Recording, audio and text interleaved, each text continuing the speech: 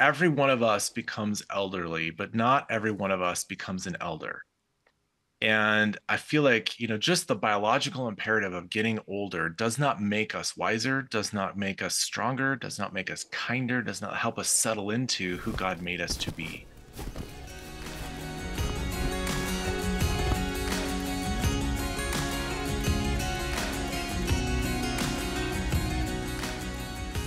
Sons, friends, welcome back to the Being Sons podcast. I'm Jay Heck, your host. And today we get to walk and talk a mile with Chris Bruno, author of the book Sage, A Man's Guide into His Second Passage. And this is a book that God has been using to father me as I'm entering into a new and unfamiliar season of my life. And this book has been disruptive, but it's been illuminating, and it's been really, really good. Chris, welcome to the podcast. I'm really glad you're here. Oh, Jay, thanks so much. It's great to be here. Awesome. Well, friends, just a little bit of a description about the man that we're about to talk with. He's the author also of two other books, at least that I know of. Man Maker Project, which is a book about helping fathers initiate their sons into manhood. The Brotherhood Primer, which is a very relevant book. I believe it's about bringing friends into a deeper bond of brotherhood in Christ. So it's kind of what we do around our campfires and what we're encouraging. You've got a Master of Arts in Counseling Psychology from the Seattle School of Theology and Psychology. So that's with Dan Allender, I assume? Yes. Okay, Yes. well, absolutely love his work. Licensed professional counselor and founder and CEO of ReStory Counseling, which is a collaboration of counselors who do story work together with men, right? Yes. Okay. Yeah. Founder and CEO of the Restoration Project. And you got, at the beginning of your book, you got some high praise for this book from a friend of mine, Morgan Snyder, and Dan Allender, two men that I highly respect. Yeah. You sound like a busy guy. I have a few things going on. I do. And I love what I get to do. So that makes it not work. That makes it play. Yeah, absolutely. So let me ask you this, just what's your passion? Oh, I love walking in the playground of people's stories in the sense of not like in both the play and the sacredness of people's stories and lives and really getting to know who God is in the midst of their hearts. And so that's why I say the work that I get to do is play for me, because it's so fun to see the goodness of God written into the poetry of people's lives. And so that's my passion. That's what I love to do. Mm. So quickly, would you be able to encapsulate like what helped you get to where you are? Like what was a key moment in your life that you realized that this was what you were passionate about? I think a key moment for me was really, and most people that end up in the helping professions have somewhere along the journey a significant moment where someone helped them.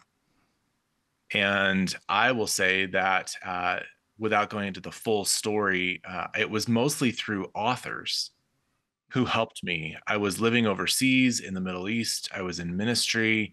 There was not access to counselors, pastors, people, Kindle even. I literally had to have books brought over to me. And it was through the authors, some of which you just named and several others, that I kind of came to an awakening of my own soul. And they gave me language for some of the things that were happening inside of me. They gave me curiosity around some of the stories that I had lived and held for myself. And really, it was kind of through a relationship at that point, a one-way relationship between me and reading their book, that I started to go like, oh, this is something that I love for me and love what it's doing for me, and I want to participate in bringing that to other people. Yeah, it makes so much sense that you've gone through the pain of authoring books now. For that, clearly, Yes, clearly. yes, yes. Well, beautiful. So, friends, here's what the book looks like. Let's talk about the title here. Let's break this down first. Sage, A Man's Guide into His Second Passage. So, Chris, what is a sage? So I'll put it this way, Jay. Every one of us becomes elderly, but not every one of us becomes an elder. And I feel like, just the biological imperative of getting older does not make us wiser, does not make us stronger, does not make us kinder, does not help us settle into who God made us to be. And so, if I were to define the word sage, it's not the herb that, which when you Google sage, that's usually what kind of comes up is the Yeah. herb. But a sage is someone who has settled inside of themselves who God has made them to be and is willing to bring the fullness of that person to the world. And so there's usually a lot of age that comes with that experience. And when I say age, I don't mean that there's a certain age, but I mean kind of like putting in a lot of time and reps, laps around the life track, if you will, where it's just like I have come to know what it feels like to be alive, to suffer, to face death, to grieve, to celebrate, to bring see joy, to see pain. Like I have gone through enough of those things where I'm coming awake to the reality of like this is what it means to be me. And so that's what it means to become a sage. The way I like to think about it too is a sage is one of those people that walks into the room and everyone else takes a collective sigh of relief. Oh, he's here. She's here. Like there is a sense of like, oh, the goodness of that settledness has entered the room, not because he's bigger and like more powerful than everybody else and he's going to protect us from all the foes, but there is something just relaxed about who he is and what he brings to this room and to you and to me and to us. So that's what I would call a sage.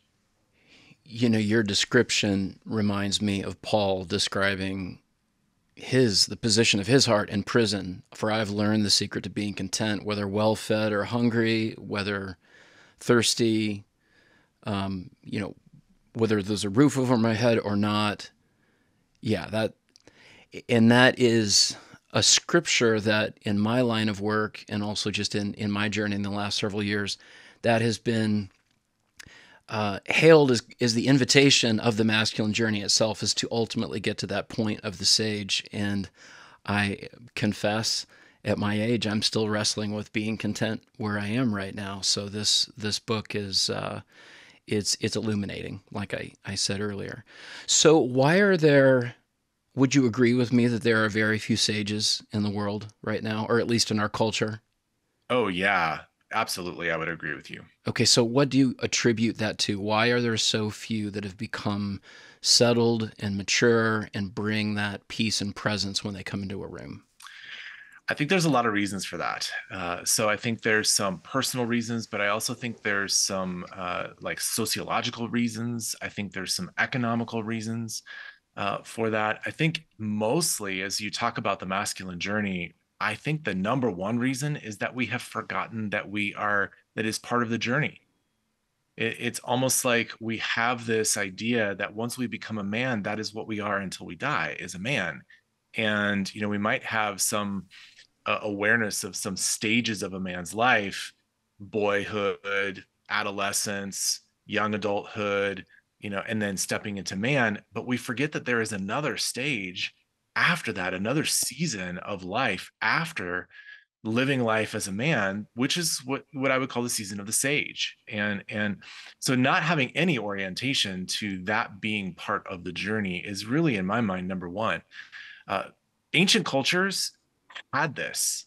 Ancient cultures, just like they had rites of passages for boys and girls to become, men and women in a much more defined way societally, we there we don't have these anymore, but they did then around what it means to step into the sage. That process, that second passage, as I call it, into the sage, we don't have those. So I think there's some societal things stepping away from that. I think there's that misunderstanding or lack of understanding around the fullness of the masculine journey. But then I also mentioned, economic and things like that. Retirement is actually one of the greatest thieves of our world of true sages. And I'm not against cruises and golf. Okay. I'm not against saving up money and having, that's not what I'm talking about. But somehow along the way, that mark of coming to the 65-year-old finish line and crossing that has in some ways given so many men the the false understanding that they have a right to abdicate, that they have a right to disappear, that they've put in their time and now they get to do whatever they want to do.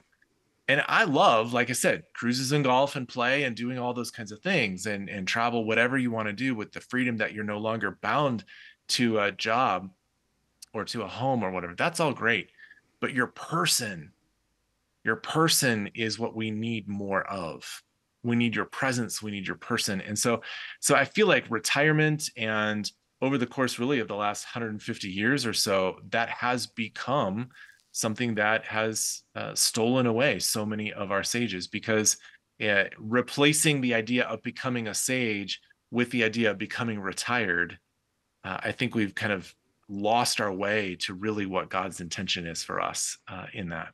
I so appreciate you saying that. And I know that over the course of this conversation, I really want to unpack that, because I've got so many men that I walk with who are about my age. They've been a part of this community because they are wanting to pour into their kids, and they've been thinking, so much of their energy, their time, their economics has gone into getting their kids into a good place. But what I am discovering now at the age of 52 is once your kids are off at school and they're no longer in your home again, a whole new wave of questions comes around identity and purpose and meaning and everything like that. And so I have, it causes some issues. I want to tell you just a little bit about the story of your book. I appreciate the vulnerability of an author to get their work out and to allow it to be seen, hopefully to bless other people. Otherwise, you wouldn't have gone to the work to do this. And so I think I got an email from somebody in your department just saying, it might even have been you, Chris, and it was a while back, and says, hey, I just wrote a book and it's about this, and I know probably from Morgan that you might be somebody that's interested in reading it. Can I send you a copy? And I was like, absolutely, give me a free copy. So I got it in the mail and I looked at it and I thought, wow, this looks attractive. But as I read the description of it, I thought to myself, oh, I'm a long way from that stage. I'm just going to put this up on the shelf and anticipate needing to read it at some point. And what happened was that was right at the time that both of my kids took off for school.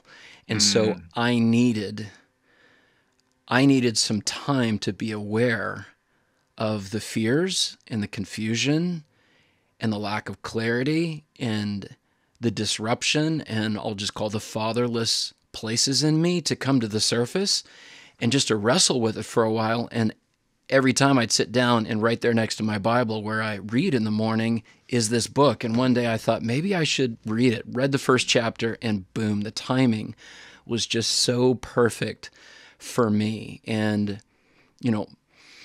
I got emotional reading it because I realized, oh, God's addressing an issue that I didn't even know that I had. And truth be told, Chris, I deeply appreciate the stage, largely because there are a few men that I've come into contact with that I say, I want to be like them. And of course, the movies that you and I both love have always got, in the hero's journey, there's always a sage there. But I have never given 2 seconds thought to whether or not becoming a sage happens accidentally or whether it happens as a result of hard work. And one of the things that terrified me was what you just said a few minutes ago, that everybody becomes either an elder or they become elderly. And deep behind in my story, I'm afraid of becoming elderly without having something, to offer. And I think I think the picture or the vision of becoming an elder is such a rescue because, especially here in America, um, we have pictures of retirement that require a lot of money. And if you're going to go play golf all the time, or you're going to live on the coast, or take cruises and stuff like that, most people, most men, I would guess, are looking and they're going, I don't even know if I'm going to have enough money when I retire, or whenever I get old. I'm not sure even if I'm going to have enough money to just own a house and keep me and have a place for my children to come home to, much less go and play like that. So the rescue is to realize that that stage of our life, we actually have our greatest offering to give. And it's not being on a golf course, it's something else. So I just want to lay that out there, that if we can really grab onto this, it's a rescue to the fears which inundate us about the latter stages of our life. So thank you for that. I've read it, loved it, and I've highlighted and made notes and answered all the questions in here, and it's been really instrumental. And I've loved going back to look at it. So let's go back again to the title of the book. You referred to it, Sage, A Man's Guide into a Second Passage. Okay, so what is the second passage, and when does it typically begin? Like, what initiates this transition? Yeah. Well, in order to talk about the second passage, I'm briefly going to mention the first. Do it. Okay. And because it will make more sense that way. I feel like the actual first passage, and you referred to it just a moment ago, is the first passage of a man's life is when the father finds the man within the boy and calls him forth. Okay. And like, I see who you are, man inside my boy. I see who you are. Come out, come to the table of men.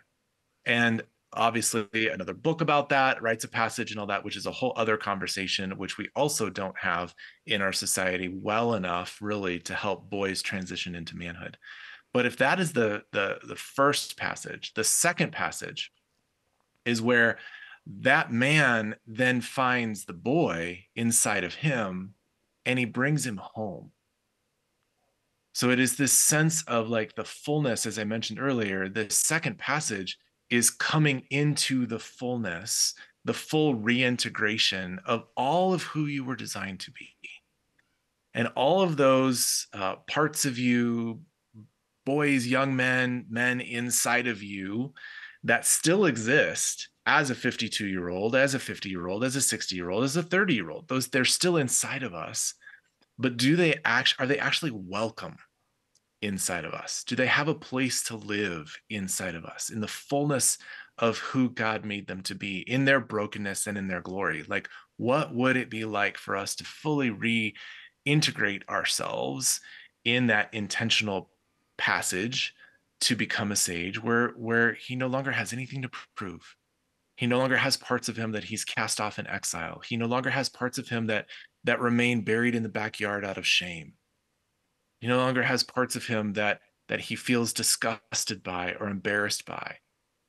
Like, those are all those aspects of who we are through the course of our lives that I feel like God's inviting us to the fullness of our healing, the fullness of who we are. And we will never get there before we pass away, but can we at least move as closer into our own inner hospitality to all of who God made us to be? So that's what I mean when I say the second passage is to bring the boy or the boys home.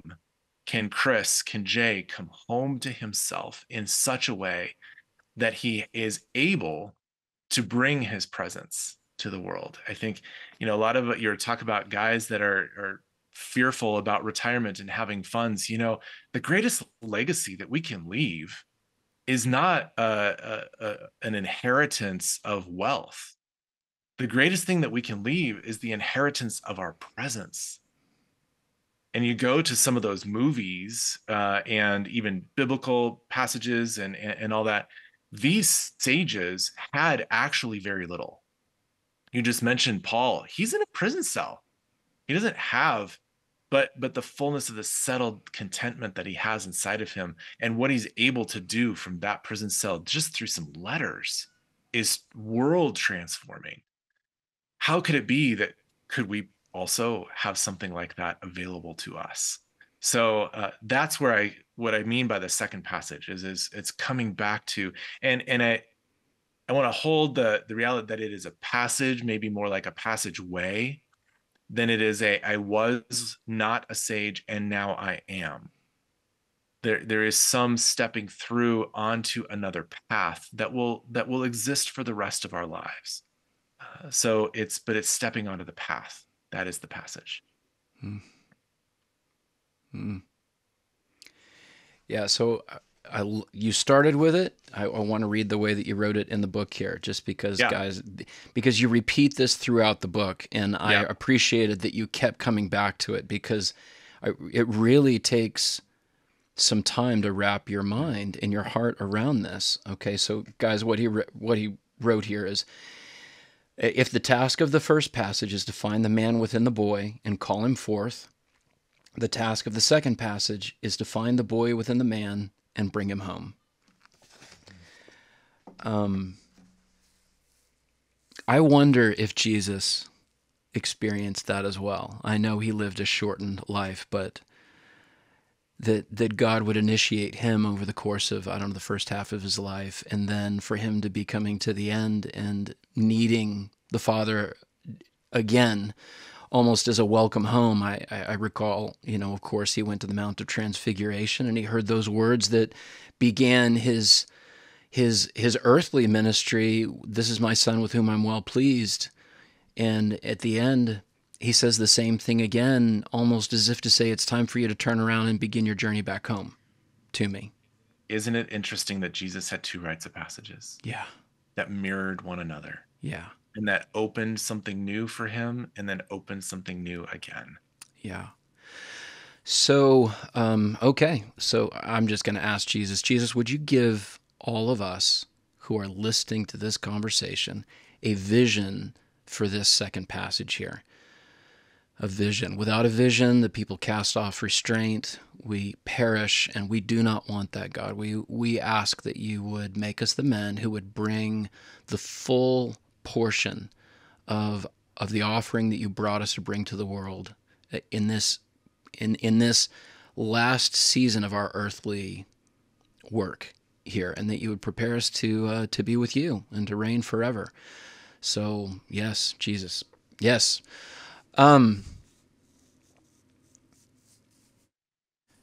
So something else that you said, so many things. The manhood journey is cyclical rather than linear, and the further along we travel, we find ourselves once again at the beginning, calling us backward and forward to our foundation and our future at the same time. To cross the second threshold from a man into sage, we must be prepared to go deeper and in reverse to recover those parts of us we exiled, forgot, lost, or never fully knew. When I read that, Chris, my honest reaction was, exhaustion. Yeah. Mm-hmm. Perfect word for it. Because, I said, Jesus, I feel like this is what we've been doing together for the last 25 years of my life, is,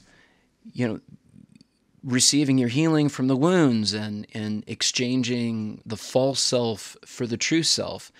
And yet, while I want to push back on that, there's a part of it that I know is absolutely true, because as my kids have gone off, a new season where it's me and my wife at home, and we're having to learn how to dance in a new way. And there are certain portions of my story that felt really appropriate for that stage of my life. Now that the stages change, it's got me thinking, is my calling changing as well? Like, is everything else supposed to change? So I'm in a little bit of a conflict as to whether my life fits the stage that I'm in or not. And there's just so much confusion over that. So Yeah, tell us more about this duality of living in the past and in the future at the same time and having to process again, go deeper. I, I think a couple things I would say about that. I think your question is great. The first thing is just in general, like how often do we go back to the well of the scriptures and find more life?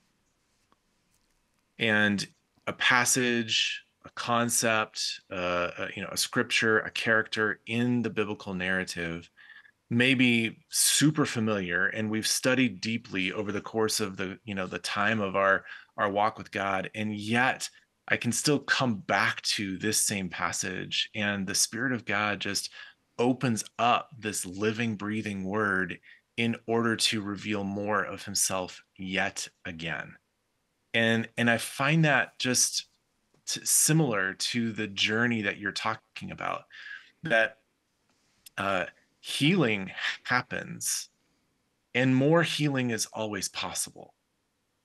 And so when we do revisit some of those places, and you talk about the last 25 years and replacing the false self with the true self and some of the work that both of us are engaged in, it is always that there God's extravagance, his lavishness with us has no end. And so, could it be that though there has been a visitation of healing in moments of my life over the course of the last 5, 10, 20, 30 years, that there's still yet more? There's still more possible. There's still more available. There's still more of him written into the fabric of who he made me to be, to recover. And Jay, I want to know every single crack, not just the gaps, not just the crevices, not just the valleys that are in my life. I want to know every single crack and have the opportunity to invite Jesus into every single place. And I think it's only when we kind of go back over and back over and back over some of the narratives, the stories, the traumas that we've lived, the tragedies, the wounds, whatever word you want to put to it. It's only when we go back to it. And I love how you just said with this new season of your life, because you have a new, if I can put it this way, you have a new Jay hermeneutic on Jay's life based on being 52 and now having your children out than you did when you were 32, than you did when you were 42. And so you have a new lens, a new perspective, a new way, a new posture, a new understanding of what it means to be you based on what is currently happening and how you're reading yourself now versus how you read yourself last year and 5 years ago.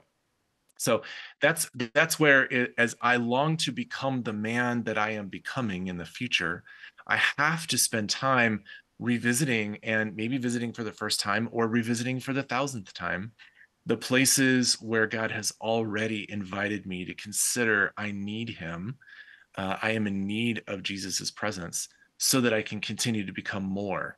So it is that back and forth and in and out and spending time in new places and old places, always with the anticipation that somewhere gift is going to show up. Somewhere the gift and treasure of Jesus is going to be buried in that well-plowed field if I only have eyes to go see it, if I only have eyes to go find it. And I'll say this, like, and it is exhausting, which is it is exhausting, and it's like, oh, do I have to do this again? And as you grow into more of this sage, there is still that exhaustion, and there's more, I think, a growing sense of anticipation. Oh, I get to do this again. Mm. I get to visit that because I get to discover more of the goodness of God than I did before. So yes, there's toil. Yes, there is work. Yes, there is all of that that goes with it. And the fruit of your labor is even more precious, I think. So, as you're talking, as I read this book, what I sense is there's a paradigm shift, because apart from realizing this is a loving father inviting us into something new, coming to this stage in my life and then beginning to feel confusion, beginning to feel There's enough space in my home right now without all the people and without all the interruption, without all the work with my kids, that I have to observe what I was able to ignore before. Yes. And there's two ways to approach it.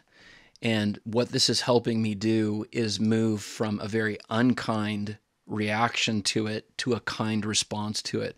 My unkind reaction was, look at me at 52, and now I feel like I'm in an identity crisis. I thought by this point I was supposed to have it all figured out. I'm not supposed to be wrestling with these questions anymore. I should be the calm, peaceful guy who never gets angry anymore, who's got more of the answers to people's questions. And I'm not finding that. Um, I, I do have wisdom. I've got a lot of things that I can celebrate. I'm so deeply grateful for the journey that I've had so far. But overwhelmingly, you used the word earlier, my reaction has been to feel shame that I'm not further along than I am. And that is a deeply painful place to be. And if I embrace that shame, which I've had my moments of embracing that shame, it keeps me distant from God. And it makes me hesitant to do exactly what you're saying we need to do, which is to re-engage with God. Paradigm shift that you're helping me get to is I actually get to be a child again, and that all the benefits that I've enjoyed from the work that I've done, I get to have a deeper cut now. And I'll say that over the last 10 years, I've probably come against some barriers, some limitations in that growth, and thought, well, maybe this is as deep as it goes. Maybe this is as good as it gets in some of these areas without crossing over into the next life. And here I am now. We are being invited into that again. So I am choosing to receive this as not an indictment on how far I've not come, but as an invitation into something that's really glorious, and an invitation maybe to go through all these questions again and all of the heart work, but this time with a deeper kindness to myself than I did the first time, because I was immensely hard on myself the first round. Right. Right. And that is what we are. We are immensely hard on ourselves. And the back in, I mean, 6 months ago, I did a Sage intensive with 5 men. We gathered in a mountain cabin here in Colorado, and we spent 5 days together. And probably one of the most profound experiences that I had there was that I mean, I'm in my 50s as well. So I am just now stepping across. I'm just now trying to figure out how to pass through this threshold and get onto this passageway. So I'm with you in the midst of this. And probably one of the most profound things that happened to me during that Sage Intensive was that I was with an 82-year-old man who was still pressing, wondering, asking, how much more Jesus can I possibly get in this life? And that posture that he had just opened up all of us that were there to this, like, yes, there is never enough Jesus. There's never enough healing. There is never enough. And I can feel the exhaustion in that, and I can also feel the joy of that. It's like I get to play more in this realm of discovering more of who God is. Yes, please. Yes, please. And I hear also, the work that you've done, and people will say, so when should I start thinking about becoming a sage? And I think you kind of said, when you first got the book, you're going to put, that's not me right now. I can put that on the shelf. Actually, I would say somewhere in your 30s, have some sense, not that you're going to become a sage tomorrow or in the next 5 years, but have a sense of where the journey is taking you so that you can do the very things, Jay, that you're talking about. You can do some of that heart work. You can do some of that reflection. You can do some of that engagement of healing. And if you do, the more of it you do in your 30s and 40s and 50s, the more available you will be for Jesus in your 40s, 50s, and 60s, right? It's a journey. It's this passageway of becoming that man. And it's not once healed, always healed. It's once healed, always healing. Like there is something about this journey that I get to continue healing. Okay, that is a great place to stop, because in part 2, Chris is going to take us on a tour through his book using 3 of the questions that are top of mind and top of heart for any man who wants to know, how do we move forward into the second half of our life with strength? And how do we become a sage? How do we become elders and not just elderly? Huge questions and such a great conversation. Also want to remind you, it's the year's end, and we exist, Being Sons does, and operate only through the generosity of the incredible, faithful tribe of men who've come through our adventures and receive our resources. And as much and as generous as people are in their giving, it's just never quite enough to make it all the way. And we also want to be able to look in 2024 and begin planning, be wise with our resources. So if you have been blessed by the ministry of Being Sons, we just want you to know that it's guys like you who keep us going and who allow Being Sons to keep touching the lives of men, who in turn go and they touch the lives of other men in their kingdom, first and foremost with their families, under their own roofs. So you get to help, you get to partner with us in that. We're on our 7th year, and I'm probably more excited about 2024 and what God's going to do and how he's going to do it than I ever have been. And I have never felt that this ministry was as important as I feel like it is right now. So we welcome you to come and join us. All right, we'll see you for part 2 in this conversation with Chris Bruno.